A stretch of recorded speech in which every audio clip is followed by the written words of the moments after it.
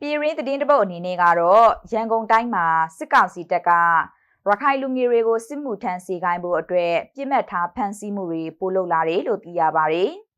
။ရန်ကုန်မှာရခိုင်လူမျိုးတွေနေထိုင်မှုများတဲ့မြို့နေရက်ကွက်တွေကိုအခုဇွန်လအစပိုင်းကနေစပြီးစစ်ကောင်စီလက်အောက်ခံရေးစစ်သားနဲ့ရက်ကွက်အုပ်ချုပ်ရေးမှုတွေကဝင်ရောက်ပေါ်တာဆွေးပြီးတော့ဖမ်းဆီးမှုပြုလုပ်နေတာလို့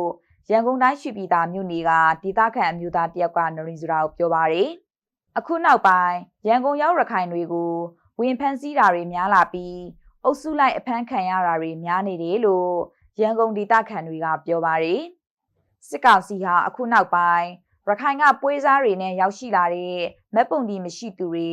ရက်ကွက်ထောက်ခံမှုမရှိသူတွေကိုအဓိကထားဖမ်းဆီးနေတာဖြစ်တယ်လို့လိုင်တန်ယာမြို့နယ်ကဒေသခံအမျိုးသားတယောက်ကနရင်းစရာကိုပြောပါတယ်။